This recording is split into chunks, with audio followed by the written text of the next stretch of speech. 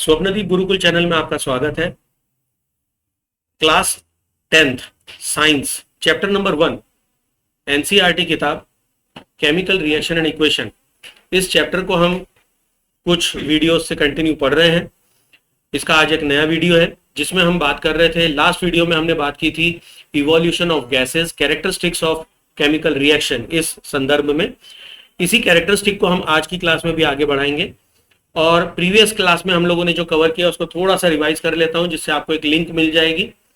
Last video में हमने देखा था इवोल्यूशन ऑफ गैस, जिसमें मैंने आपको कुछ इक्वेशंस लिख के बताई और उनमें हम लोगों ने एक कार्बोनेट कंपाउंड लिया था जिसमें मैंने ग्राउंड रूल आपको लिखवाया था, एक नोट लिखवाया था और वो बहुत इंपॉर्टेंट नोट है कि कभी भी आपको कार्बोनेट दिखाई देता है तो it should always be followed by one release of carbon dioxide molecule. एक मॉलिक्यूल कार्बन डाइऑक्साइड का तो रिलीज होना ही है, ये हमेशा होगा। ये मैंने आपको लास्ट क्लास में बताया था, इसको नोट करके आप लोगों ने लिखा भी है। दूसरी रिएक्शन हम लोगों ने ली थी कि एक मेटल को लिया और किसी एसिड के साथ हमने रिएक्ट करवाया। अगर याद नहीं आ रहा है तो पिछले वीडियो का आप लोग अवश्य देखें और बाकी बच्चे अपनी कॉपियां पलट लें जो ऑफलाइन बैठे हैं, ठीक है। तो हमने शायद HCl गैस ये एसिड लिया था, उसके साथ कोई मेटल लिया था जिस पर एक शायद मुझे चर्चा याद आ रही, किसी ने बोला आयरन ले लो, मैंने कहा नहीं आयरन नहीं, हम सोडियम या कुछ और लेते हैं। शायद याद आ गया वो सीक्वेंस, राइट है ना। ऐसे आप लोगों को याद रखना चाहिए क्लास में क्या बात होती है, ठीक है। क्लास में जो एक्सप्लेनेशन होता है वो पूरा का पूरा आपको याद होना चाहिए, इतने ध्यान से आपको सुनना चाहिए क्लास में। You need to be very attentive और ये तब होगा जब आप अटेंटिवली वीडियोस भी देखेंगे। वीडियो देख रहे हैं, कान खोले, बाहर का भजन सुन रहे हैं, कीर्तन सुन रहे हैं, है ना, भाई बहनों के झगड़े सुन रहे हैं, ऐसे पढ़ाई नहीं होती। अगर आप वीडियो देख रहे हैं तो कानों में ठूस लीजिए ईयरबड्स, वो क्या बोलते हैं, ईयरबड ही बोलते हैं ना, क्या आता है आजकल, वही तो कान में ठूसते हैं, ईयरफोन, ईयरपॉड, तो POD, ये वो एयर वाले तो फिर महंगे होते हैं। दोनों सही है, तो कान में घुसेड़ लो कुछ भी ऐसा जिससे आपको सिर्फ क्लास की बात सुनाई दे, ठीक है। इससे क्या होगा कि आप पढ़ाई में पूरी तरह से लीन हो जाएंगे। आजू बाजू अगर बम भी फट जाए तो सुनाई नहीं देना चाहिए, ठीक है। जो होना हो तो हो ही जाएगा, सुनाई तो नहीं देगा। मजाक कर रहे, भगवान न करे कुछ हो भैया। चलिए ठीक है, तो कहने का तात्पर्य इतने अटेंटिवली आपको क्लास में ध्यान देना है, ठीक है। और जो ऑफलाइन बच्चे बैठे हैं आपको ये इमेजिन करना है हमेशा, ये इवन आप स्कूल में जाते हैं यही काम करिए, देखिए आपको कोचिंग की जरूरत नहीं पड़ेगी। खतरनाक चीज बता रहा हूं ना मैं, अपने पैरों पे कुल्हाड़ी, पर मैं जानता हूं ये आप करेंगे नहीं और मेरी कोचिंग चलती रहेगी, ठीक है। क्या करना है, you need to be very attentive कि आपको लगे क्लास में टीचर और आपके अलावा और कोई बच्चा ही नहीं है, बस टीचर आपको सिखा रही है और आप टीचर को देख रहे हैं। कंटिन्यू की पूरी बात समझिए, सुनिए क्या लिख रहे हैं, हर पॉइंट को ध्यान में रखिए, फिर देखिए आपकी पढ़ाई क्या शानदार होती है। और अगर ऐसा नहीं कर पा रहे हैं तो उसके लिए मैं एक छोटा सा योग भी बताऊंगा जो क्लास के लास्ट में होगा, इस वीडियो के लास्ट में, वो मैं आपको बताऊंगा कैसे इसको आप कर सकते हैं। How can you increase your focus, ठीक है, तो उस पर भी हम बताएंगे आपको एक्सरसाइज छोटी सी। तब तक के लिए आगे बढ़ लेते हैं। चलिए, तो आज हम कैरेक्टरिस्टिक्स ऑफ केमिकल इक्वेशंस या रिएक्शंस, इसको आगे बढ़ाएंगे। लास्ट क्लास में हमने कवर किया था कि इवोल्यूशन ऑफ गैस हो सकता है which could be different kind of gases, it could be carbon dioxide और हाइड्रोजन गैस और सम अदर गैस। बट ऐसा नहीं कि हर रिएक्शन में होता है, it is one of the characteristic कि ऐसा हो सकता है, ये कैरेक्टर हो सकता है। आपको कुछ डाउट है?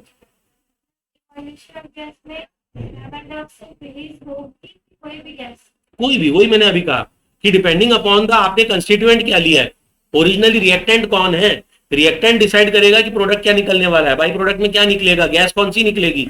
अगर आपने मेटल और, जैसे लास्ट क्लास में हम लोगों ने बात की थी, एक मेटल और एसिड ले लिया, ठीक है। एक फिर से एग्जांपल ले लेते हैं, लेटस से मैंने ले लिया, कौन सा ले लूं, कैल्शियम ले लूं, आज उस दिन सोडियम लिया था ना, ओके, तो कैल्शियम ले लिया, प्लस यहां पर मैं ले लेता हूं, मान लीजिए फिर से वही HCl पुरानी गैस, ठीक है। कैल्शियम की वैलेंसी होती है 2, अब याद रखिएगा, ठीक है, अब याद रखना है, नहीं याद है तो अब कर लो याद, कैल्शियम की वैलेंसी 2 होती है, ओके। ये ग्रुप 2 एलिमेंट है।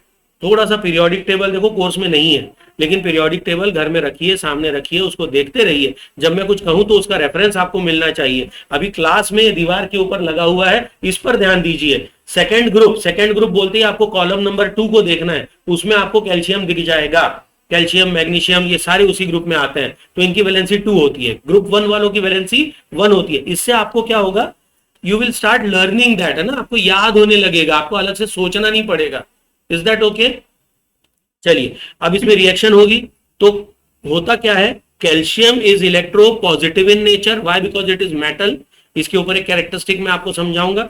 फिर क्लोरीन यहां पर अवेलेबल है which is highly electro negative in nature. Electro negative and electro positive, जब ये एक्वस सोल्यूशन में हमारे पास दोनों अवेलेबल होते हैं, ठीक है, और दोनों रिएक्शन के मोड में अवेलेबल हैं, they are ready to react. ऐसे तो HCl गैस अपने आप में चुपचाप बैठी है, लेकिन हमने उसका एक्वस बना दिया। मैंने आपको बताया था एक्वस सोल्यूशन बनाते ही क्या होता है, वो पानी में स्प्लिट हो जाता है, तो हाइड्रोजन H आयन बन गया, क्लोरीन Cl आयन बन गया। जब आयन फॉर्म में अवेलेबल है तो ये क्या होगा, they will get attracted to each other, because अब उनके पास वो वातावरण है। देखिए, conditions are very important. If there is no condition, there is no reaction, there should be some condition. Is that okay? बात समझ में आई? तो ऐसे ही यहां पर क्या होगा, क्लोरीन और कैल्शियम ये आपस में कनेक्ट हो जाएंगे, they will give calcium chloride CaCl2। क्यों? कैल्शियम की वैलेंसी 2 है, क्लोरीन की वैलेंसी 1 है, तो CaCl2 बनेगा, ठीक है। End of course evolution of hydrogen gas, ये इवॉल्व हो जाएगी। और उसके बाद मैंने आपसे कहा था कि ये चैप्टर पढ़ते पढ़ते आपको लगेगा लगभग आपने 3 चैप्टर कंप्लीट कर लिए, याद है? ये भी डायलॉग है, अगर याद नहीं है तो मेरा वीडियो फिर से देखिए। उस वीडियो में, प्रीवियस वीडियो में मैंने ये शब्द कहे हैं कि ये चैप्टर समय लेगा, और आप नोटिस करेंगे कि ये reaction acid base salt chapter में भी दी हुई है as characteristic of acid. Acid reaction with metal gives hydrogen, it liberates hydrogen. तो यहां क्या हो रहा है, evolution of gas. Is it not a chemical reaction?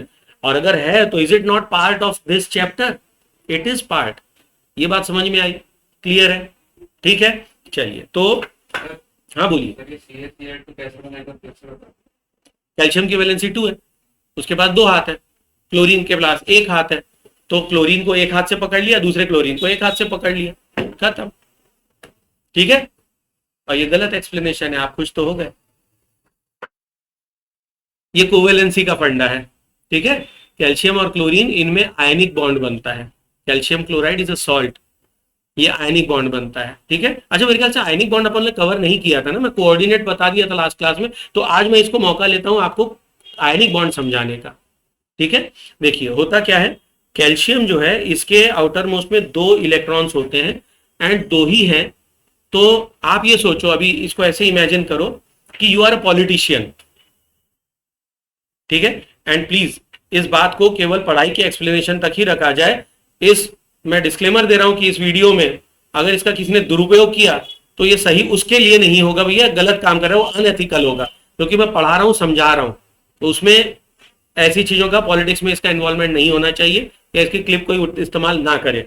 चलिए क्या समझा रहा हूं, मान लीजिए कोई पॉलिटिशियन है, ठीक है, आप पॉलिटिशियन है, ठीक है, और आपको 8 सीट चाहिए है सरकार बनाने के लिए। बनी बात है, 8 क्यों? क्योंकि कैल्शियम को चाहिए 8 इलेक्ट्रॉन, तब तो उसका आउटर मोस्ट ऑर्बिट फुलफिल्ड रहेगा, ठीक है, जिसको हम कहते हैं, हिंदी में कहते हैं संतृप्त रहेगा, सैचुरेटेड रहेगा, ठीक है, ओके। लेकिन उसके पास है कितने? 2 ही सीट है, उसके पास ओरिजिनली कितनी सीट है? केवल 2। अब आप सोचो 6 सीटों को मना करके अपने पार्टी में लाना, ये आसान काम है, या अपने 2 जो सीटें हैं उनको कहना है भैया आपको लगता है कोई सूटेबल है तो उसके साथ जुड़ जाओ, उनके साथ जाना इजी है, ठीक है। और भी चीजें होती है पॉलिटिक्स में, मैं बोलूंगा नहीं, क्योंकि मैं नहीं चाहता कि इसका कोई दुरुपयोग करे। बाकी आप समझ गए कैसे होता है ये सब, है ना, उस पर अपन चर्चा नहीं करेंगे, दुनिया को मालूम है। आज बाहर की नॉइज बहुत ज्यादा है ना, हाँ वो चलती रहेगा भैया, बाजू में वर्कशॉप है, उसके बाद कुछ नहीं कह सकते हैं। चलिए, तो कैल्शियम 2 इलेक्ट्रॉन को लूज करना आसान समझता है। दूसरा तरीका इसको याद रखने का, इसको भी कोई अदरवाइज नहीं लेगा। और प्लीज कृपया करके मैं फिर से कह रहा हूं, ये पढ़ाई है, पढ़ाई को पढ़ाई रहने दिया जाए, ठीक है। यहाँ फेमिनिज्म और ये और वो फालतू बातें यहाँ पर बिल्कुल नहीं चलेंगी, कृपया कर ऐसा ना करें, ठीक है। पढ़ाई को पढ़ाई की तरह लें, समझाने के लिए एग्जाम्पल दिए जा रहे हैं। मेटल्स को आप ऐसे समझिए जैसे जो ह्यूमन बीइंग होते हैं उनमें मेल कैरेक्टर, पुरुष, तो जितने भी पुरुष हैं वो कैसे हैं? मेटल की तरह है, या मेटल्स जो है वो पुरुष की तरह है। और जो नॉन मेटल्स हैं इसको कोई भी अदरवाइज नहीं लेगा, ठीक है, लेकिन ये समझने के लिए बहुत जरूरी है, ऐसा समझाना पड़ेगा और आपको भी उतना पॉजिटिवली लेना होगा, ठीक है। हमेशा याद रखिए, दिमाग और छतरी तभी काम करते हैं जब खुले होते हैं। आया समझ में? ओके, सो दिमाग खोल खोल के आप इसको समझिए, सुनिए। मेटल्स को कैसे आपको समझना है, जैसे जेंट्स हैं male characters, okay, non metals are like female characters. अगर आपने बचपन में कभी पढ़ा हो characteristics of male, sorry, metals and non metal, तो आपने यही पढ़ा है, metals are strong, they are sonorous, हल्ला करने वाले, लड़कियां शांत होती हैं। ये सामान्य है, मैं जनरल कैरेक्टरिस्टिक बता रहा हूँ। लड़कियां शांत होती हैं, लड़के सोनोरस होते हैं, टन टन टन हल्ला करते रहेंगे। हाँ हाँ, of course, male are shiny, metals are shiny, है ना। लेकिन आपने एक पॉइंट और सुना होगा, metals are ductile and malleable. ठोक लो उनको, पीट लो उनको, तार बना लो, खींच लो, ऐसी ऐसी कर लो, टूटेंगे नहीं। Non metals are brittle in nature. Analogy बन रही दिमाग में, ठीक है। अच्छा, कभी घर में पैसे मांगकर देखो, ठीक है। पैसे क्या होते हैं? हाथ का मैल, ठीक है। मां से मांग के देखो, पहला जवाब आपको क्या मिलेगा? पहले सवाल होगा, जवाब नहीं होगा, पहले सवाल होगा, क्यों चाहिए, किस लिए चाहिए, क्या करोगे, कितने का क्या करना है, कौन कौन ला रहा है, किसके लिए ला रहा है, नहीं दे रहा है। ये सब पंचायत होने के बाद लास्ट में क्या होगा? नहीं दे रहे। और कभी घर में अगर कोई पुरुष प्रकार है, या पापा हैं, दादा हैं, मामा हैं, इनसे पैसा मांग के देखो, वो ये कहानी नहीं पूछेंगे कि क्यों चाहिए, कैसे चाहिए। आप बोलेंगे 2 रुपए चाहिए, पट से 10 की नोट निकाल के हाथ में दे देंगे, कोई सवाल नहीं, कुछ नहीं, आप भी खुश, 2 मांगे थे 10 मिले। करके देखना ये, ठीक है। क्यों? बिकॉज दे हैव ओनली वही नोट जो उनको बाहर खर्च करनी थी। मां के पास पूरी सैलरी होती है, समझ गए? समझ गए? नहीं समझे? चलो इसको और समझाते हैं। They can lose electron very easily, metals can lose electron very easily, non metal snatches electron. कहीं रखा हुआ मिल जाए, 1 रुपया भी घर में कहीं इधर उधर रखा हुआ मिल जाए, तुरंत वो वहां से गायब होगा और मम्मी के पर्स में मिलेगा। और जनरली क्या होता है, ये पापा लोग या मेल लोग जो होते हैं ना, इन लोग क्या करते हैं, ऑफिस से घर आए, बटुआ निकाला, सोफे पे पटक दिया, कभी टीवी के ऊपर। आजकल तो टीवी पतली आती, तो टीवी के ऊपर जगह नहीं है, पर टीवी के जो शेल्फ है जहां पर टीवी वहां रख दिया, फ्रिज के ऊपर, पता नहीं उनको खुद याद नहीं रहता, है ना। कभी कभी तो जेब में वो खुले नोट, वो चिल्लर विल्लर होते, वो भी निकल के ऐसे खड़ा खड़ा बाहर निकलती है, वापस कभी नहीं जाती, और वो कहां खो जाती पता नहीं। होता है ऐसा? एनालॉजी मिल रही है? So metals release electron very easily, okay. तो यहां क्या होगा, क्लोरीन, कैल्शियम जो है ये इलेक्ट्रॉन्स को लूज कर देगा, ओके। और चूंकि अब उसका न्यूक्लियस और आउटर मोस्ट इलेक्ट्रॉन, इन दोनों का बैलेंस अब बिगड़ गया है, तो उसके पास अब पॉजिटिव चार्ज आ गया बाय लॉस ऑफ इलेक्ट्रॉन। तो कैल्शियम बाय लूजिंग इलेक्ट्रॉन, इसको मैं केमिकल इक्वेशन के फॉर्म में लिखूं तो कैल्शियम क्या होगा, it will lose 2 electrons and it will form 2 positive charge. ये अपने ऊपर एक 2 चार्ज बना लेगा और ये बन जाएगा आयन। इसको कहते हैं आयन, क्लास 9 में पढ़ा हुआ है, राइट। आयन किसको कहते हैं पता है। इसी तरह से क्लोरीन को देखो, अब यहां पर क्या है, अब मैं कुछ बोलूंगा नहीं क्योंकि क्लास में लड़कियां भी बैठी हैं, है ना। बाकी क्लोरीन की टेंडेंसी होती है electro negative in nature. Electro negativity क्या है? Tendency of gain of electron, ठीक है, अच्छे शब्दों में यूज करें, गेन ऑफ इलेक्ट्रॉन। इनको इलेक्ट्रॉन चाहिए रहते हैं, क्यों? आउटर मोस्ट ऑर्बिट में 7 इलेक्ट्रॉन इनके पास पहले से हैं, सरकार बनाने के लिए 1 इलेक्ट्रॉन और चाहिए, ले लेंगे। Is it not that easy? 1 electron लेने में क्या जाता है, ठीक है। तो कहीं भी पड़ा 1 रुपया ऐसे पट से लिया, जेब में डाल लिया, मतलब पर्स में, जेब में नहीं है, जेब तो शर्टों में होती है, समझ गए? ओके, सो एनीवेज इसने क्या किया, ये कहीं से भी लेगा, मैं नहीं कह रहा हूं कि क्लोरीन से ले रहा है, ये कहीं से भी लेगा, ठीक है। सो वी हैव कैल्शियम से ले रहा है ऐसा नहीं कह रहा, it could take from anywhere. Chlorine will take 1 electron and form Cl ion. अब -1 1 लिखने की पद्धति या नहीं है, प्रचलन में नहीं है ना, 1 नहीं लिखा जाता, माइनस भी लिखा है तो काफी है, ऐसे -1 नहीं लिखते। लिख दिया तो गलत नहीं है, पर वो लिखा नहीं जाता, अगर 2 है तो उसको मेंशन किया जाता है, माइनस लिखा है मतलब 1 है, ठीक है। अच्छा, अब क्लोरीन को और कैल्शियम को, अब आप देखिए जोड़ी अगर बनानी है तो कैल्शियम की ताकत है 2+ चार्ज की, तो वो 2 इलेक्ट्रॉन को खींच सकता है खुद को इलेक्ट्रिकली न्यूट्रल बनाने के लिए, तो वो force of electrostatic force of attraction होगा। ये क्या करेगा, इलेक्ट्रोस्टैटिक फोर्स ऑफ अट्रैक्शन से क्लोरीन को अपने आसपास बुलाएगा और उनको कनेक्ट कर लेगा, अटैच कर लेगा, ठीक है। और ये बॉन्ड कैसा बना है, इलेक्ट्रोस्टैटिक बॉन्ड। कैसा बॉन्ड बना है, इलेक्ट्रोस्टैटिक बॉन्ड, ठीक है। तो ये बॉन्ड काफी मजबूत होता है, इलेक्ट्रोस्टैटिक बॉन्ड्स आर वेरी मजबूत बॉन्ड, ओके। क्यों, इलेक्ट्रोस्टैटिक फोर्स है, इसमें शेयरिंग का कोई केस नहीं है, यहां पर क्या हो रहा है, इलेक्ट्रोस्टैटिक फोर्स ऑफ अट्रैक्शन हो रहा है, तो ये बॉन्ड काफी मजबूत होता है। This is ionic bond.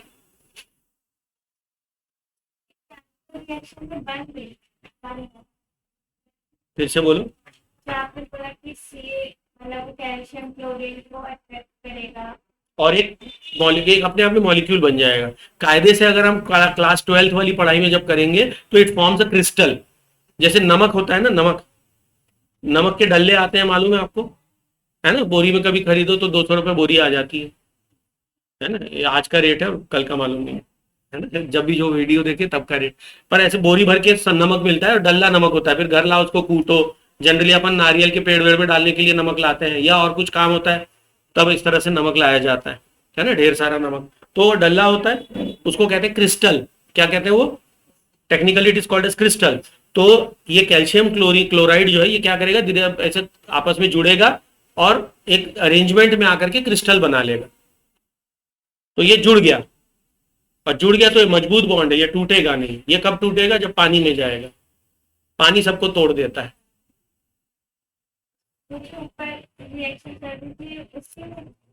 हाँ हाँ हाँ, बिल्कुल ठीक समझा आपने कि ये जो एक्सप्लेनेशन मैंने दिया है कि यहाँ बॉन्ड क्या बनेगा, एक्चुअली उसने पूछा था ना ये कैसे बनता है, कैल्शियम क्लोराइड कैसे बना, तो मैंने उसको समझा दिया। वो एक्चुअली कंसेप्ट था किसका, शेयरिंग ऑफ इलेक्ट्रॉन, जो वाटर मॉलिक्यूल में होता है।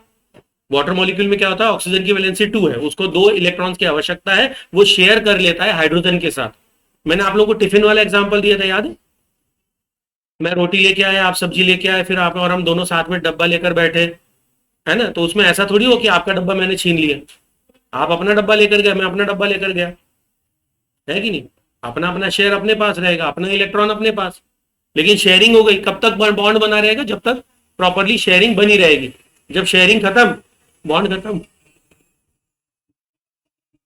इसमें तो ये इसको पानी में जाना पड़ेगा, जब तक इसको कोई तोड़ने वाला न मिल जाए। और पानी एक ऐसा मटेरियल है, एक ऐसा जादुई चीज है पानी, कि खुद होता है पोलर। क्यों होता है पोलर, मतलब क्या होता है, जिसमें पोलैरिटी बनी रहती है और वो सामने वाले को तोड़ देता है। जैसे समझो कि मैंने मान लो कोई प्रवचन रखवा दिया, ठीक है, भगवत गीता पाठ या भागवत की कथा रखी है या कोई, है ना, उसमें मैंने क्या कर दिया, एक ऐसे बीच में रस्सी लगाई, महिलाएं इधर पुरुष इधर। अब आपके घर से अगर आप लोग आ भी गए, मानो भाई बहन आ गए, तो भैया जाएंगे इधर, बहन जाएगी इधर, पापा जाएंगे इधर, मम्मी जाएगी इधर, मामा जाएगा इधर, मामी जाएगी इधर, दादा जाएंगे इधर, दादी जाएगी इधर। क्या हो गया, तोड़ दिया। तो ये किसने तोड़ा, पानी ने तोड़ा। ये किसने तोड़ा, पानी ने तोड़ा। पानी की टेंडेंसी है, ठीक है, पानी की पोलैरिटी में नहीं समझाऊंगा अभी, वो केमिकल बॉन्डिंग क्लास 11th, ठीक है, चैप्टर का नाम भी बता दिया, लेकिन वो अगले साल आएगा 11th क्लास में, तो उसका एक्सप्लेनेशन मैं अभी पूरा डिटेल में नहीं बताऊंगा, ठीक है। But water has a tendency to break ionic bonds, ये आयनिक बॉन्ड्स को ब्रेक कर देता है, तोड़ देता है। ये जो आयनिक बॉन्ड है इनमें अच्छा स्ट्रॉन्ग बॉन्ड बना है, पानी की अवेलेबिलिटी इसको ब्रेक कर देगी। इसलिए हमेशा एक्वस सोल्यूशन, अकेला कभी कुछ नहीं हो सकता, अगर क्रिस्टल है तो कुछ नहीं होने वाला, वो जब तक एक्वस नहीं होगा, it has to dissolve in water. पानी में जाने के बाद एक समझ लीजिए उसको एक्टिवेशन मिल जाता है और वो एक्टिवेट हो जाता है। बात समझ में आ रही है, नहीं आ रही, ठीक है। और मैं देख रहा हूँ क्लास में सिर्फ एक बच्चा है जो नोट्स ले रहा है, बाकी कोई नोट्स नहीं बना रहे। मैं कई सारी चीजें बोल रहा हूँ, तो जो बच्चे वीडियो भी देख रहे हैं, आप लोग कॉपी पेन हाथ में लेकर बैठे हैं, और जो मैं बोल रहा हूँ उनमें से आपको जितनी चीजें इंपॉर्टेंट लगती है उनको नोट करते जाएं, वेरी इंपॉर्टेंट, ठीक है, इन्हीं को नोट्स कहते हैं। हाँ, सवाल है कोई, बोलिए। सर बाकी दो जो बॉन्ड होते हैं उनको भी एक बार आप ऐसा रिवीजन करके एक्सप्लेन कर सकते हो? किस टाइप का? मतलब रिवीजन टाइप का। रिवीजन में एक बार और बता दूं आपको? वो दो। ठीक है, बिल्कुल बता। हाँ, ओके। देखिए, मैंने आप लोगों को कोवेलेंट बॉन्ड और कोऑर्डिनेट बॉन्ड, ये दो चर्चाएं हमारी प्रीवियस क्लास में हो गई हैं। ठीक है, शुरू से पढ़ाई करने का यही फायदा होता है कि मुझे टाइम का कोई कंस्ट्रेंट नहीं है कि मुझे सिलेबस कंप्लीट करना है, तो मैं आराम से आपको बॉन्ड बताऊंगा। इसलिए पढ़ाई हमेशा शुरू से होनी चाहिए। जो बच्चे 11th आवर्स स्टडी करते हैं ना, वो लाइफ में शायद नंबर तो ले आए, लेकिन इधर कुछ नहीं जाता उनके, और अगर इधर कुछ नहीं गया तो उसका उपयोग लाइफ में कुछ नहीं हो पाता। ठीक है, चलिए, तो मैं आपको बता रहा हूं अभी कोवेलेंट बॉन्ड। ओके, तो आपके डाउट से मैं एक अपॉर्चुनिटी ले रहा हूं कि आपको कोवेलेंट बॉन्ड समझाऊं। अब वेलेंट मतलब होता है वैलेंसी, को का मतलब होता है साथ में, कोवैलेंसी शब्द क्या है? कोवैलेंसी। दोनों अपनी वैलेंसी को फुलफिल कर रहे हैं साथ में रहकर। क्या बोल रहे हैं? कोवैलेंसी, दोनों अपनी वैलेंसी को फुलफिल कर रहे हैं। कैसे? साथ में रहकर, इस कोवैलेंसी।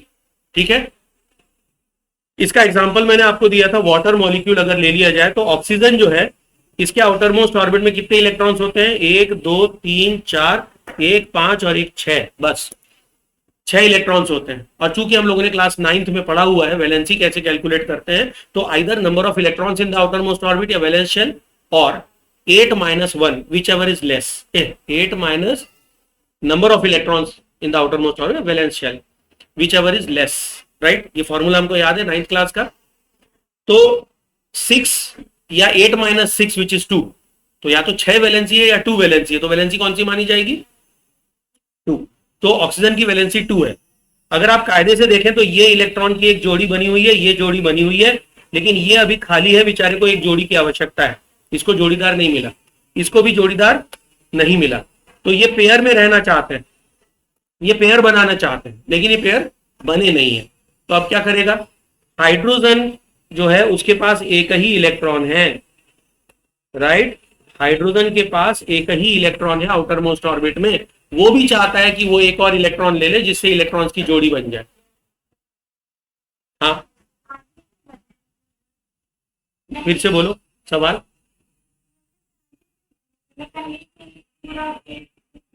ईश्वर ने पहले ही पूरा क्यों नहीं कर दिया ऐसा? ठीक है, अब इसको ऐसे समझिए, थोड़ा सा मैंने आपको बोला दिमाग खोल के आप पढ़ेंगे। क्लास 10th जरूर है, लेकिन मैं जो समझा रहा हूं उसको खुले दिमाग से समझना। ये कहा जाता है कि marriages are made at heaven, स्वर्ग से बनकर आते हैं। तो पैदा होते ही शादियां होकर पैदा होते हैं क्या? नहीं, एक समय आता है जब बॉन्ड बनता है। राइट, क्यों बनता है? क्योंकि कहीं ना कहीं लाइफ में कमी महसूस होती है। आज आप पढ़ाई कर रहे हैं, अभी आपकी क्या कमी है? आपकी लाइफ में क्या कमी? अब ये मत बोलना सर मुझे एप्पल की घड़ी चाहिए और स्मार्ट वॉच, मेरे को एक बाइक चाहिए वो ऐसी विक्रम बेताल वाली जिसमें पीछे बैठने वाला भूत जो है बाल बिखेर के ऐसे उड़ेगा, ऐसे मेरे ऊपर चढ़ के, है ना, विक्रम बेताल स्टाइल, वो चाहिए। अरे आप गलत जा रहे हैं, आपकी दिशा ही अलग है, गलत दिशा है। अभी आपकी रिक्वायरमेंट क्या है? अच्छा ज्ञान, जिसके लिए आपके पेरेंट्स आपके लिए सब कुछ कर रहे हैं, मेहनत करके वो आपको अपनी तरफ से जितने अच्छी स्कूल में डाल सकते हैं उतने अच्छी स्कूल में डाल रहे हैं। आपको जो किताब चाहिए वो किताब लेके आ रहे हैं, जहां से भी ला रहे हैं, जैसे भी ला रहे हैं, वो आपके लिए किताब ला रहे हैं। आपको भोजन की आवश्यकता है ग्रोथ के लिए, आपको खाना अच्छा मिल रहा है, यस नो। आपको प्रोटेक्शन चाहिए, आपको प्रोटेक्शन मिल रहा है, सब कुछ मिल रहा है। तो अभी आपकी तरफ से आपकी रिक्वायरमेंट क्या है कि आप अच्छी पढ़ाई करें और अच्छा नंबर लाएं, अच्छे स्कोर बनाएं आप। राइट, ये आपकी डिमांड है अभी। जब ये हो जाएगी तो बाद में क्या होगा? अभी आप 10th में 12th में जाएंगे, अच्छा स्कोर लाएंगे, आप कहेंगे मुझे अच्छा कॉलेज चाहिए। अच्छा कॉलेज मिल गया, फिर आपकी डिमांड क्या होगी? मैं कॉलेज में टॉप कर लूं, गोल्ड मेडलिस्ट आ जाऊं। उसके बाद आपकी डिमांड क्या होगी? कि एक अच्छी जॉब मिल जाए। एक अच्छी जॉब मिलने के बाद आपकी डिमांड क्या होगी? अब मैं काम करने जाता हूं, सब करके घर आता हूं, फिर मैगी बना के खाना पड़ता है, कोई तो बना दे, शादी कर लेता हूं। इसका मतलब ये नहीं कि आपको एक बाइक की जरूरत है, ये भी ध्यान रखें, है ना, क्योंकि आजकल लड़कियां भी वर्किंग है, उनका भी अपना एक अस्तित्व है, उनकी भी आइडेंटिटी है। ठीक है, तो मैगी बना सकते हो तो भैया चावल रख लो, आप दाल उससे बनवा लो, रोटी वो बना ले, सब्जी आप बना लो। लेकिन क्या होगा? इससे दोनों का काम आसान हो जाएगा। ये सारी सिचुएशन लड़कियों के साथ भी आ रही है, वो भी नौकरी कर रही है, नौकरी करने के बाद उनको लगता है यार कब तक मैं अकेली रोटी बनाऊंगी, सब्जी बघार डालने वाला तो कोई मिले, कोई सब्जी बना ले, हम रोटी बना लेंगे, मिलके काम कर ले, राइट। तो फिर डिमांड, वही बात आती है, जब तक रिक्वायरमेंट नहीं है तब तक बॉन्ड नहीं बनेगा। तो ईश्वर सबको बॉन्ड बनाकर नहीं भेजता कि हाइड्रोजन है उसके 2 इलेक्ट्रॉन पहले से भर दिए, अगर इलेक्ट्रॉन पहले से भर दिया तो न्यूक्लियस में जो चार्ज है वो अलग हो जाएगा, ठीक है, वो अलग हो जाएगा। ये बात समझ में आई नहीं आई? वहां पीछे भैया पीछे बैठ जाए, है कि नहीं?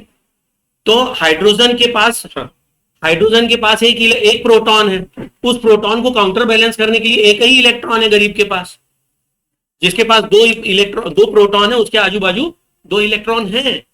ईश्वर ने जितने प्रोटॉन उतने इलेक्ट्रॉन दिए हैं, ये उनकी उत्पत्ति है, जिसको हम कहते हैं एलिमेंट, पीरियोडिक टेबल जो यहां बोर्ड ऊपर लगा हुआ है दीवार पे, राइट। तो पीरियोडिक टेबल में आपको ये एलिमेंट, हम लोगों ने लास्ट ईयर पढ़ा था ना 9th क्लास में, एलिमेंट्स, तो एलिमेंट की वो, ठीक है, वो उसका प्रकृति है। लेकिन जब बॉन्ड बनाने की बात आती है तो क्यों बॉन्ड बनता है, हम वो समझ रहे हैं कि उसको अपना ऑक्टेट पूरा करना है। अगर ऑक्टेट पूरा नहीं हुआ तो वो स्टेबल नहीं रह पाएगा, रिक्वायरमेंट पूरी होना आवश्यक है, ठीक है। और समय समय पर रिक्वायरमेंट भी चेंज होती है, जैसे आपकी अपने लाइफ में रिक्वायरमेंट चेंज होती है, बिल्कुल ऐसे ही एटम्स और मॉलिक्यूल्स की भी रिक्वायरमेंट अलग अलग समय पर अलग अलग होती है। भाई जितने प्रोटॉन उतने इलेक्ट्रॉन है, बढ़िया है, बढ़िया, ईश्वर ने सब कुछ दिया है, तो बैठ जाएंगे क्या संत बन के? ना, फिर वो ढूंढेंगे भैया मेरे को ऑक्टेट कंप्लीट करना है, मुझे मेरा ऑक्टेट कंप्लीट करना है, ठीक है, गाड़ी है, बंगला है, बैंक बैलेंस है, सब कुछ है, फिर क्या चाहिए? बोले माँ। तो माँ को फोन करके बोला था, मम्मी बेंगलोर आ जाओ, मम्मी दिल्ली आ जाओ, मम्मी पूना आ जाओ, यहीं आ जाओ, मेरे साथ रहो। नहीं समझे? नहीं समझे? वो डायलॉग है ना पिक्चर का है, मेरे पास ये है, वो है, वो, तुम्हारे पास क्या है? मेरे पास माँ है। तो अब हमारी रिक्वायरमेंट क्या? भी अब सब मिल गया तो माँ चाहिए, आ जाओ भैया, माँ को बुला लिया अपने पास। तो ऐसी रिक्वायरमेंट बनती है, जैसे जैसे रिक्वायरमेंट बनेगी वैसे उसको सेटिस्फाई करने के लिए भी सिचुएशंस बनती है। पूरी बात समझ में आई? ठीक है। तो एलिमेंट जैसे हैं वैसे ही रहते हैं, लेकिन वो अपनी आउटर मोस्ट ऑर्बिट को फुलफिल करना चाहते हैं, इसीलिए केमिकल रिएक्शंस होती है। ठीक है। यहां हाइड्रोजन के पास एक ही इलेक्ट्रॉन है, वो चाहता है कि उसको एक और मिल जाए, जिससे उसका ऑक्टेट, उसका जो इसको क्या कहते हैं, अच्छा, डेटिव बॉन्ड, जो उसका डेटिव पार्ट है वो कंप्लीट हो जाए। ठीक है, 2 कंप्लीट हो जाए। तो हाइड्रोजन को 1 इलेक्ट्रॉन चाहिए और ऑक्सीजन को 2 इलेक्ट्रॉन चाहिए।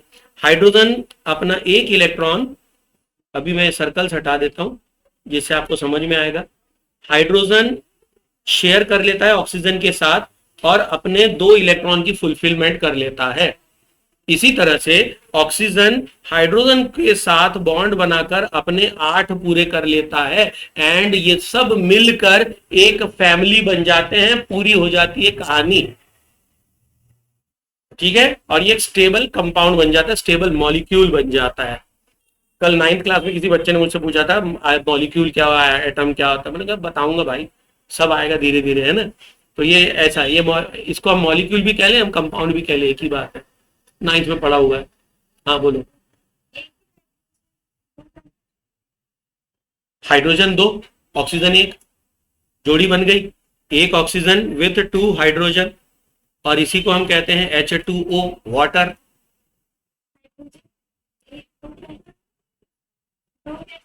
2 कैसे मतलब? ये इधर से एक आया, इधर से एक आया, 2 इंडिपेंडेंट हाइड्रोजन है।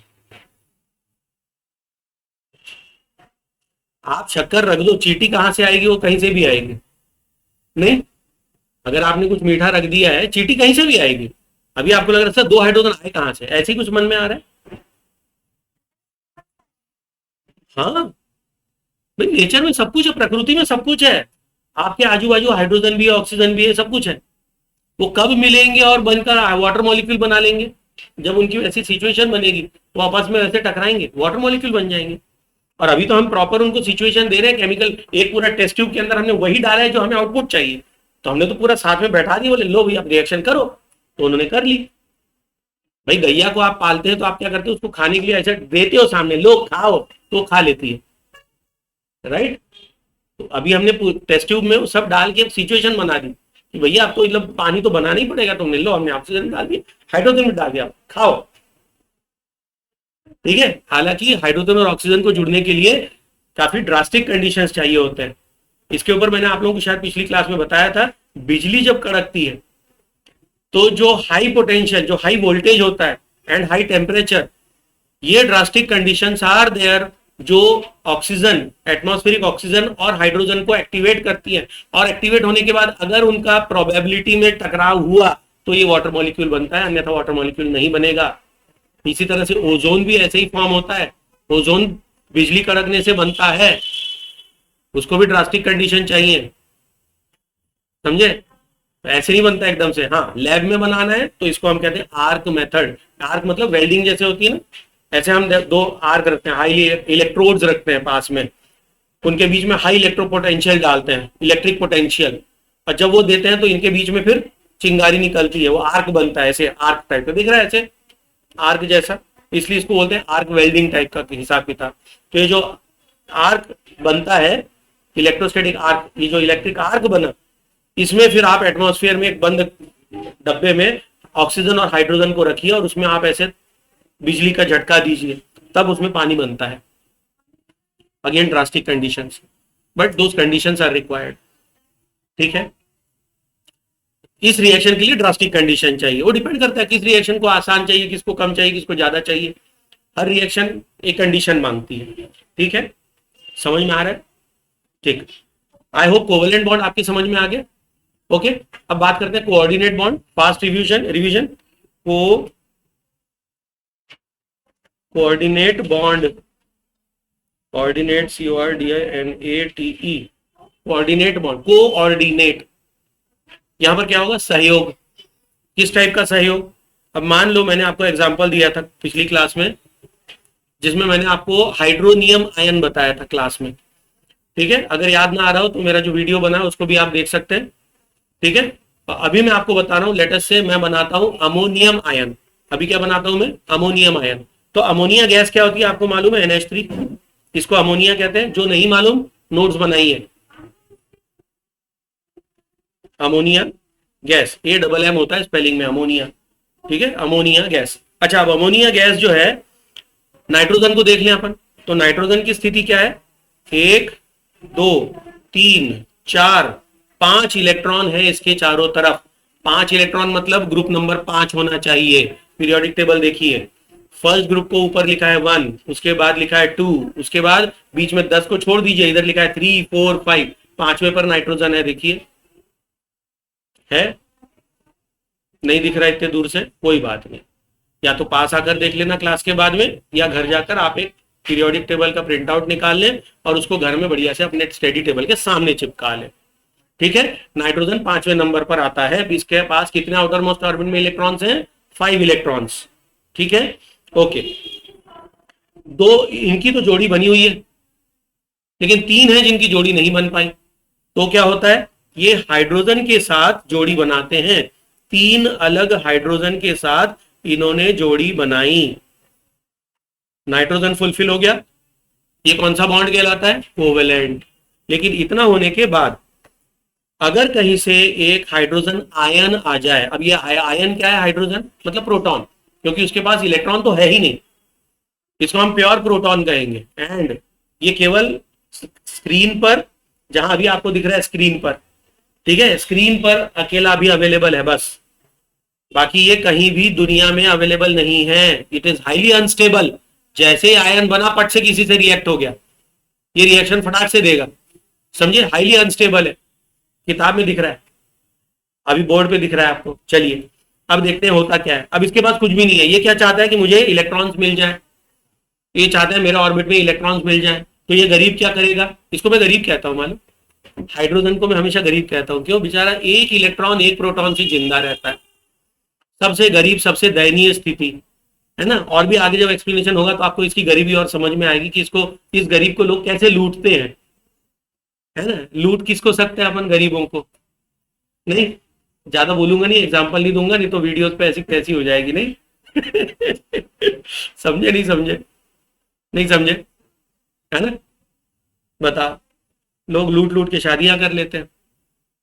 चलो अरे चश्मा कहाँ है मेरा? ओके, अब ये हाइड्रोजन जो है ये गरीब जाएगा किसके पास, ढूंढते ढूंढते बोलेगा भैया तुम्हारे पास 2 इलेक्ट्रॉन है, हमें दे दो। ये आगे बोले भैया दे दो दे दो दे दो। तो नाइट्रोजन बोलता है चल ठीक है, तेरे को चाहिए, मेरे पास एक कमरा खाली है, तू किराए पे ले ले, ठीक है रह ले। तो अपना घर इसको दे रहा है, ये कैसे दे रहा है, ये कहता है ठीक है आजा रह ले, कोई दिक्कत नहीं। तो ये अपने इलेक्ट्रॉन्स इसको देता है बाय कोऑर्डिनेट बॉन्ड। तो इट इज जस्ट डोनेशन, जिसमें कि जब ये स्प्लिट होंगे कभी, तो ये 2 इलेक्ट्रॉन जिसके हैं, जिसका मकान है, मकान मालिक के पास रहेगा, किराएदार छोड़ के चला जाए। ओके, ऐसे बॉन्ड को हम कहते हैं कोऑर्डिनेट बॉन्ड। अब ये बुरे समय में हाइड्रोजन के, नाइट्रोजन बाबा ने इसकी मदद की, तो नाइट्रोजन को ये क्या देगा, दुआएं। दुआएं मतलब ये जो अपनी प्लस साइन है ये नाइट्रोजन के ऊपर आ जाएगी, ठीक है। तो जो पॉजिटिव चार्ज है वो हाइड्रोजन से खसक कर कहां आ गया, नाइट्रोजन पे आ गया। अब ठीक, इतनी केमिस्ट्री समझ में आई। ओके, एंड जो बना इसको कहते हैं NH4 plus ion, ammonium ion. ये आयन बना कोऑर्डिनेट बॉन्ड से। पूरी कहानी समझ में आई, आगे बढ़े चलिए। तो हम, हाँ फिर से बोलो बेटा, सुनाई नहीं दे रहा। 3 इलेक्ट्रॉन, ऊपर वाला तो गरीब था ना बेटा, प्लस खुद कैसे हुआ, उसके पास जो एक था वो भी किसी ने छीन लिया और वो बन गया पॉजिटिव चार्ज। भाई गरीब रोता क्यों है, ईमानदार क्यों रोता है, उसका माल चोरी हो जाता है। वो इतना ईमानदार होता है कि उसका सब चोरी हो जाता है, उसका खो जाता है, राइट है कि लोग लूट के चले गए उसका, उसकी जेब में 1 रुपया था, बेचारा भूखा प्यासा रह गया, उसका 1 रुपया लेकर भाग गए। तो उसको तो 2 इलेक्ट्रॉन चाहिए ना, उसको जो 1 रोटी उसके पास थी कौवा लेके उड़ गया। अब बोले भैया रोटी चाहिए रोटी चाहिए, अब ये दे रहा, चल तू 2 रोटी खा यार, खुश रहे। नाइट्रोजन पूरा दिल खोल के दे रहा है, और थाली वापस देके जाना, थाली नहीं दे रहा हूं, है ना, भंडारा चल रहा है मतलब थाली लेके भग गए, ऐसा नहीं है, ठीक है। एग्जाम्पल में मजा आता है, नहीं आता है, इससे समझ में जल्दी आता है, ऐसा मेरा अपना अनुभव है। चलिए ठीक है, तो अमोनियम आयन समझ में आ गया। पिछली क्लास में मैंने ऐसे हाइड्रोनियम आयन बताया था, ठीक है। चलिए, तो ये हो गया coordinate bond. Now coming back to the topic, हम लोग चर्चा कर रहे थे किसकी, कैरेक्टरिस्टिक्स ऑफ केमिकल रिएक्शन। इसमें लास्ट क्लास में हम लोगों ने कवर किया था, लास्ट क्लास मतलब लास्ट वीडियो में, जिसमें हमने पढ़ा इवोल्यूशन ऑफ गैस, ठीक है। अब लगभग काफी समय बाद अब हम वापस अपने टॉपिक पर आ रहे हैं, और ये टॉपिक है precipitation, formation of precipitate. Second topic लिखिए, सेकेंड कैरेक्टरिस्टिक क्या होगा, formation of precipitate, formation of precipitate, ये सेकेंड कैरेक्टरिस्टिक है, लिखिए फॉर्मेशन ऑफ प्रेसिपिटेट। प्रेसिपिटेट को शॉर्ट में पीपीटी भी लिख देते हैं, ठीक है। अब पीपीटी होता क्या है पहले उसको समझेंगे, फिर केमिस्ट्री में जाएंगे।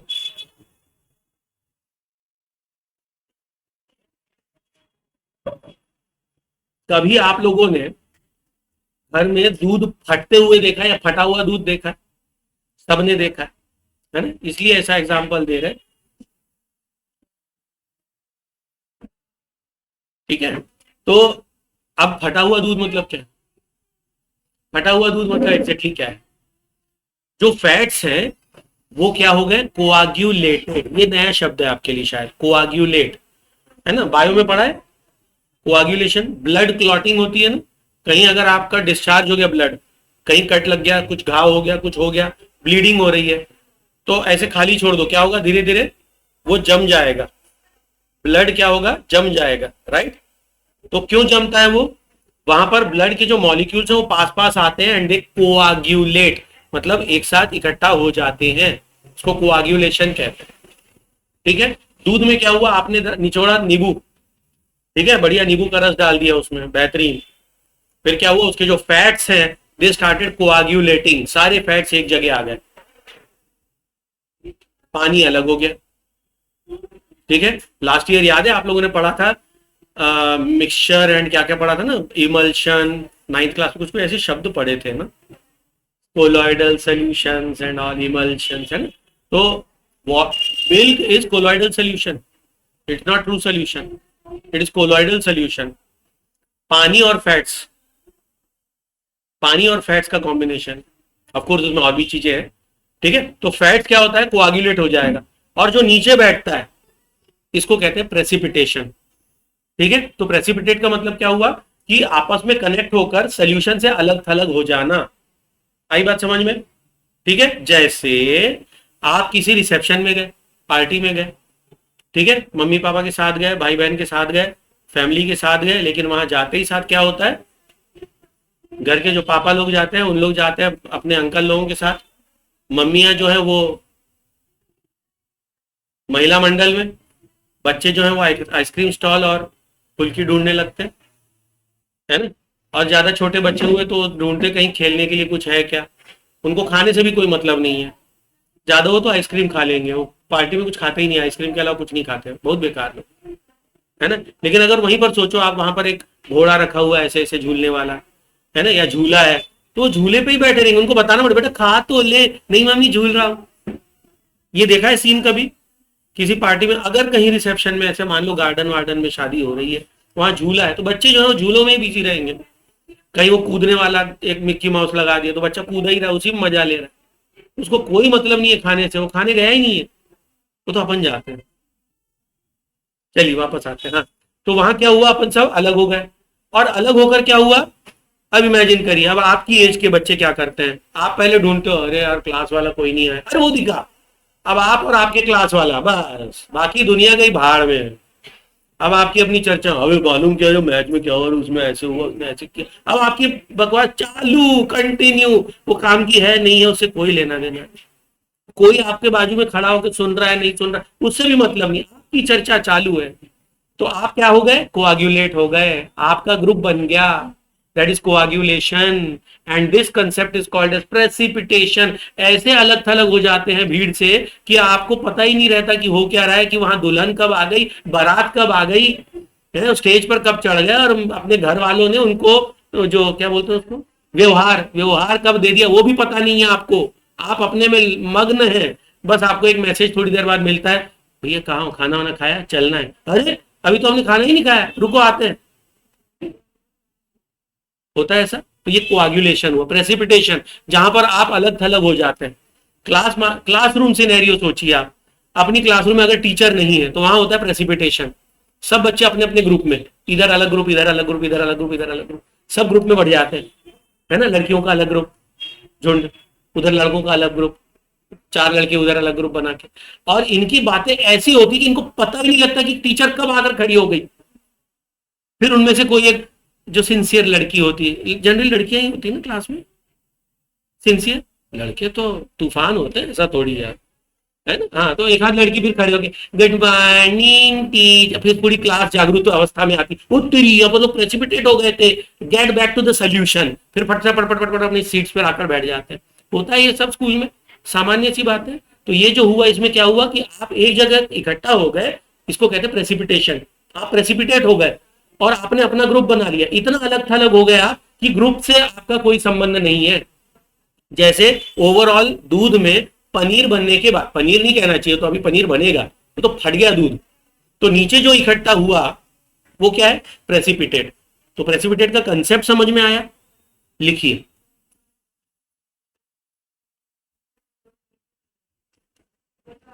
कोआग्यूलेशन, COAGULATION, कोआग्यूलेशन मतलब जुड़ जाना, coagulation of substance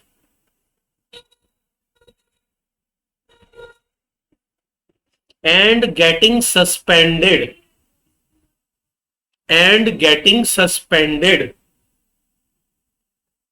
from the solution,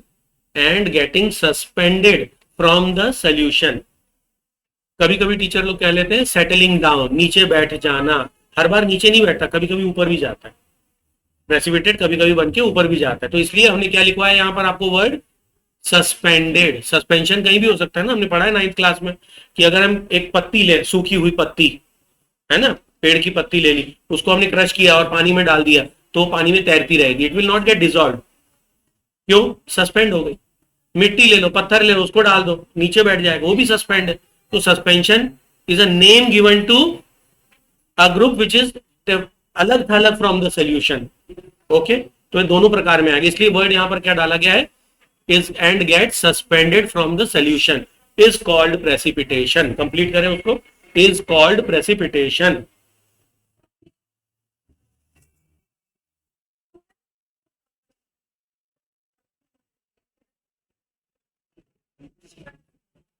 ठीक, एक एग्जांपल लिख लेते हैं।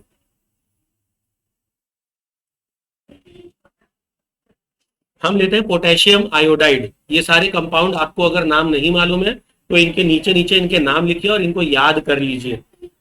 पोटेशियम इज के, आयोडीन इज आई, दोनों मिल गए पोटेशियम आयोडाइड बन गया। इसका फॉर्मूला के आई, पोटेशियम आयोडाइड के आई। ठीक है, इसको क्या कहते हैं, potassium POTT, potassium iodide, potassium iodide. अच्छा, इसका रिएक्शन हम करते हैं लेड नाइट्रेट के साथ। लेड मतलब पीबी, पिछली क्लास में डिस्कस हुआ था। नाइट्रेट मतलब NO3 कंपाउंड, लेकिन लेड की वैलेंसी 2 है तो हमने इसके नीचे 2 नाइट्रेट लगा दिए। ठीक है, लेड नाइट्रेट। अब इनके बीच रिएक्शन होता है और रिएक्शन होने के बाद आपको मिलता है सबसे ऑब्वियस रिएक्शन, पोटेशियम और लेड, ये दोनों मेटल हैं। इन दोनों में सबसे एक्टिव कौन है, पोटेशियम, जो पीरियोडिक टेबल के ग्रुप में पहले आता है। पहले मतलब उस तरफ, ठीक है, मतलब जब आप देखेंगे तो लेफ्ट हैंड साइड में। ओके, जो लेफ्ट हैंड साइड में एलिमेंट्स आते हैं दे आर मोर एक्टिव। तो पोटेशियम और लेड, इनमें कौन सबसे ज्यादा रिएक्टिव होगा, पोटेशियम। और नाइट्रेट और आयोडाइड में अगर देखा जाए तो नाइट्रेट ज्यादा एक्टिव है, इसलिए दोनों एक्टिव एक्टिव वाले पहले तो कनेक्ट हो जाएंगे, they will form potassium nitrate KNO3। दोनों की वैलेंसी 1 है, इसलिए होल्ट वाइज कहीं नहीं आएगा। दोनों की वैलेंसी 1 है, पोटेशियम की 1 है, फर्स्ट ग्रुप का मेंबर है। ठीक है, और नाइट्रेट एक आयन है जिसका एक ही -1 है। ठीक है, नाइट्रेट इज -1 एंड प्लस आपको मिलेगा क्या, जब ये चीज अलग हो गई तो अब आपको मजबूरी में कौन मिला, लेड आयोडाइड PbI2, और ये होता है येलो कलर का प्रेसिपिटेट। कलर के साथ प्रेसिपिटेट याद रखिए, कभी कभी क्वेश्चन में आता है। एग्जाम्पल, आपको क्वेश्चन कैसे आएगा, आपको 2 एलिमेंट दे देंगे कि अमुक अमुक इज रिएक्टिंग विद अमुक अमुक gives X and Y, identify X and Y, ऐसे क्वेश्चन आएंगे। और आगे बताएगा where X is a yellow precipitate, ऐसा अगर बोल दिया तो दिमाग में तुरंत रिकॉल होना चाहिए, तो येलो कलर के कितने प्रेसिपिटेट पढ़े थे अपन ने, अब इसमें रिएक्टेंट ये है तो यहाँ प्रोडक्ट क्या होगा। ऐसे आपको सोच बनानी है, फाइनल एग्जाम में इस टाइप के क्वेश्चन आएंगे। ठीक है, तो करना क्या है, आपको केवल रिएक्शन याद नहीं करनी है, तो इसकी जो कॉन्सिक्वेंसेज जो हो रहा है कि येलो PPT है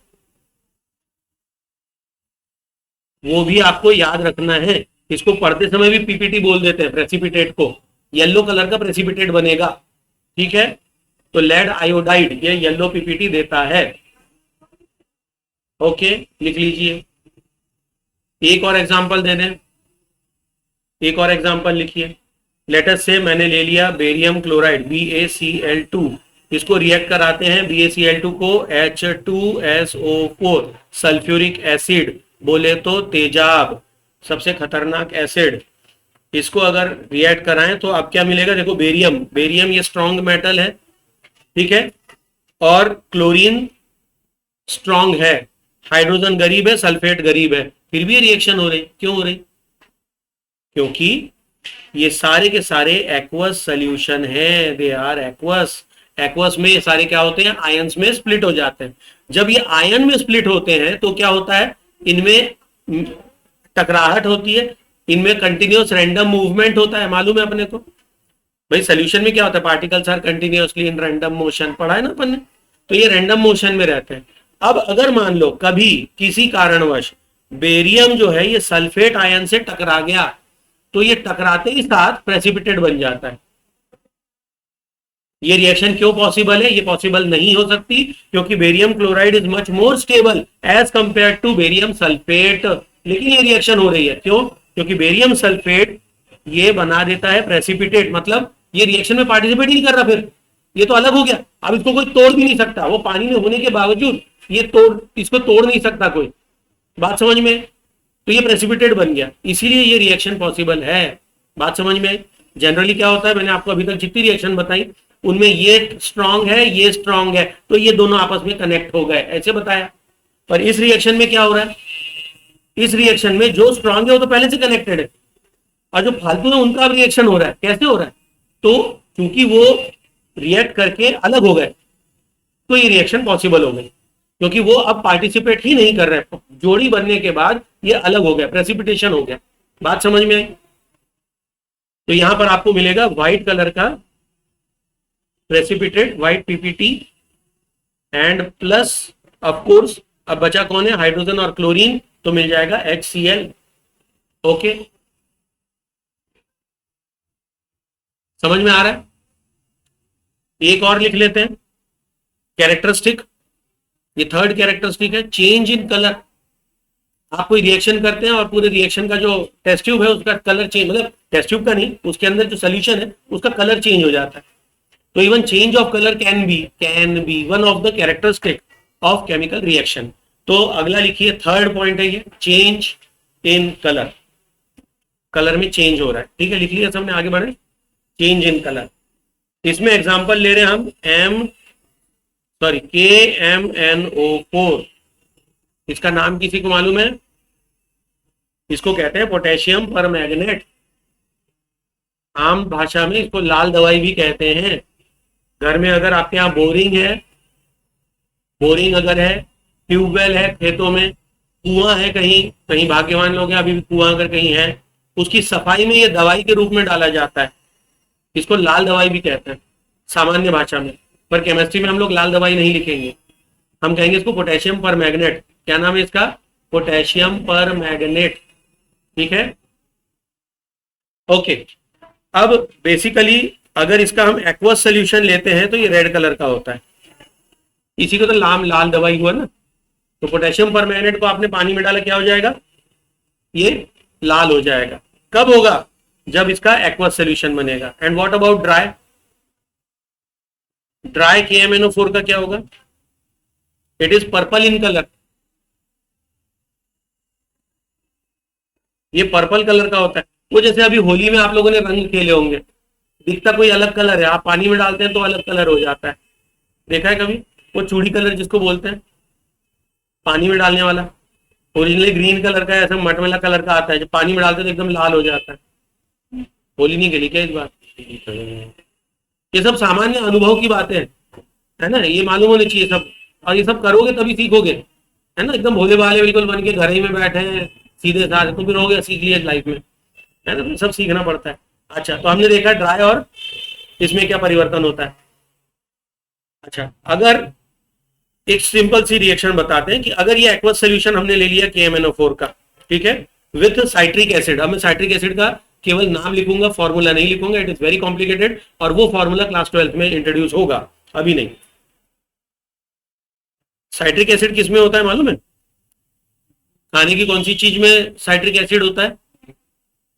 हाँ, नींबू में होता है। जितने भी साइट्रस फ्रूट्स, खट्टे जितने भी जूसी फ्रूट्स हैं, है ना, संतरा हो गया, नींबू हो गया, इन सब में साइट्रिक एसिड होता है। ठीक है, साइट्रिक एसिड प्लस एसिड को लिखने का ये जनरल तरीका है, लेकिन आप लोग ऐसे नहीं लिखेंगे, आप लोग पूरा लिखेंगे ना एग्जाम में, ACID। ठीक है, तो साइट्रिक एसिड प्लस अगर हम KMNO4 इसका रिएक्शन कराते हैं तो आपको क्या मिलेगा? यहां मिलेगा K2SO, रुक जाओ, ये नहीं बनेगा, सॉरी है, नोट्स देखते देखते मेरे आंखें जरा कमजोर हो गई। यहां आएगा बिकम्स कलरलेस, तो जो कि रेड कलर का हो चुका था सोल्यूशन, ये सोल्यूशन कलरलेस हो जाता है।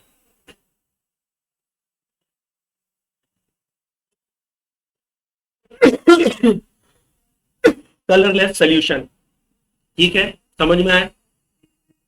तो चेंज इन कलर, इस तरह से भी चीजें होती हैं।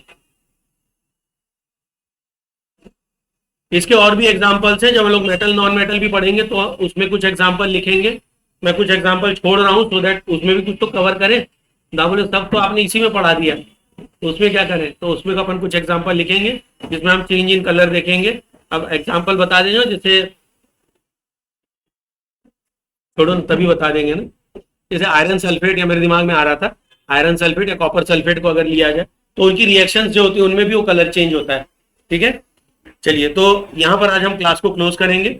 अगली कैरेक्टरिस्टिक के लिए केवल इतना लिख लीजिए, चेंज इन टेम्परेचर। तो एक रिमाइंडर रहेगा कि अगली क्लास में we have to start with change in temperature, जिसमें एक्सोथर्मिक एंडोथर्मिक की बातें आती हैं। ठीक है, which is one of the characteristic of chemical reaction, and it's not always ना सारे कैरेक्टर एक ही रिएक्शन में एक साथ डाल रहे हैं, ऐसा नहीं होता। ठीक है, चलिए तो अगला टाइटल हम खाली लिख लें, दैट इज चेंज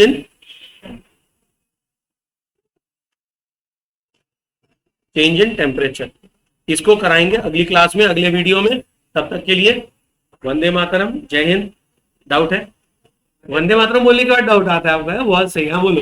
पोटेशियम पर मैग्नेट को बोलते हैं KMnO4 को बोलते हैं पोटेशियम पर मैग्नेट। हाँ मेरे को याद नहीं, मतलब ये सब जो याद नहीं तो याद करना पड़ेगा। बिल्कुल बेटा, ये कंपाउंड्स बिल्कुल याद होने चाहिए।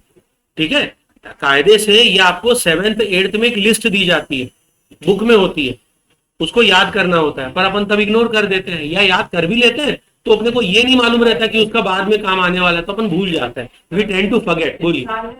ऑफ कोर्स, ये क्या है? नहीं बुक में लिखा है लिस्ट के साथ। नहीं, ऐसी नहीं मिलेगी, आपको ढूंढना पड़ेगा।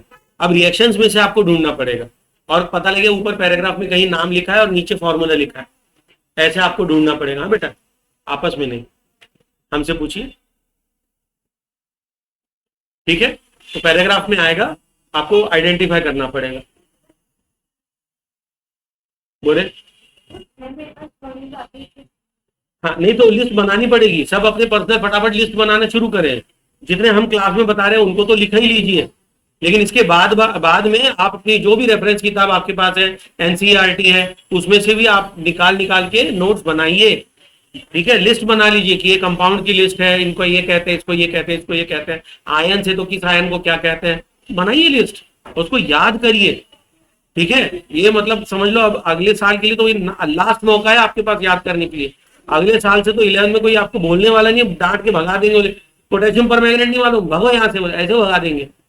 फॉर्मूला तक नहीं मालूम आपको, तो क्या किया, 10th कहाँ से पढ़ के आए, फिर बताओगे संदीप सर से पढ़े दुष्ट कहीं के, तो अभी याद कर लो। ठीक है, ओके, चलिए तो let's close. Thank you students, वंदे मातरम and all the best for your preparations. Take care.